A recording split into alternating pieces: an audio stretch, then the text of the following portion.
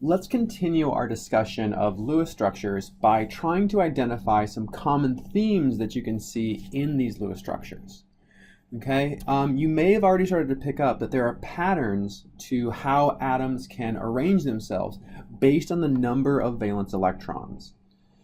Okay, so we're going to have a column here of number of valence electrons.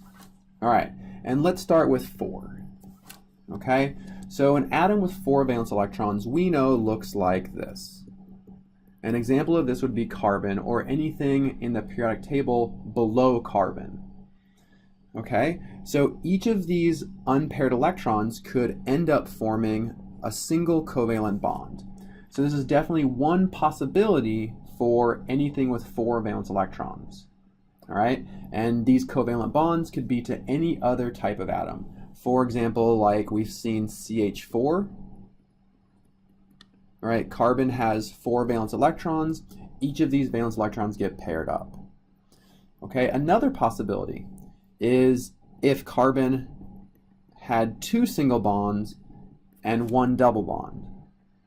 In this case, we would still have a total of 4 bonds and a total of 8 valence electrons.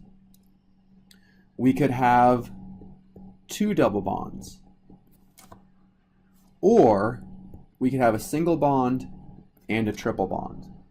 Okay, so these are the 4 really common ways that we see atoms with 4 valence electrons being bonded within a compound. And the one thing that I really want you to notice is that all of these combinations are central. Atoms with 4 valence electrons are almost always central atoms. Carbon is almost always a central atom. There are very, very, very few exceptions. Okay, let's consider an atom with 5 valence electrons. In this case, we have 1 lone pair and 3 unpaired. So the simplest case would be is if each of these unpaired electrons ended up becoming a covalent bond. Right? So we would have 3 single bonds and 1 lone pair. This would give the atom, like nitrogen, a stable octet, 8 electrons around it. The element could also keep its lone pair, but make 1 double bond and 1 single bond. Okay, we could experience a single triple bond. In this case, we have a triple bond, so there are a total of 6 valence electrons in the covalent bonds and 2 more in lone pairs, giving it an octet. Okay, so these are the really common ways of seeing an atom with 5 valence electrons. Okay, and you'll note here that 2 of these are central, but 1 of them is terminal. So an atom with 5 valence electrons can be terminal. Okay, let's move now to 6 valence electrons. So in this case, we end up with 2 lone pairs and 1 unpaired. So the simplest situation would be having 2 covalent bonds and 2 lone pairs. But we could also end up with a double bond and 2 lone pairs. And in this case, this is the terminal arrangement, this is the central arrangement. Okay, this is really the only 2 common ways of seeing an atom with 6 valence electrons. So let's finish up with 7 valence electrons. So like fluorine or chlorine.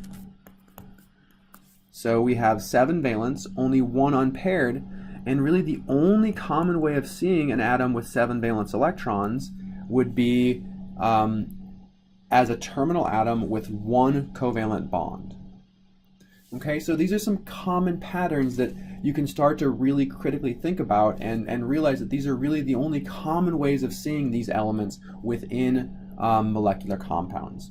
Now, that's not to say that we can't see different arrangements. We can and we will, but in general, this is a really good guideline of ways that you can think about drawing your structures. Okay, and I'd just like to finish up with one more really common arrangement that we actually saw in the previous video, but I want to reinforce it in this video. A really common group that we see in compounds is if we have something and then CO2H.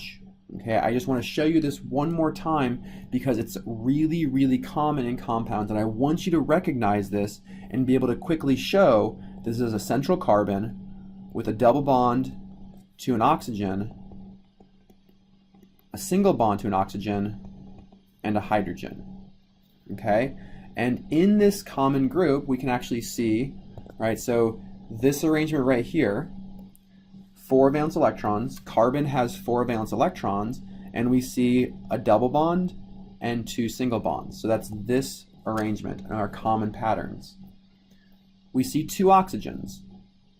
One of the oxygens here is a terminal double bond, and that is this pattern here. The other oxygen is a central atom with 2 single bonds, and that's this pattern here. Right? So being able to recognize this in a structure and draw it will be to your advantage.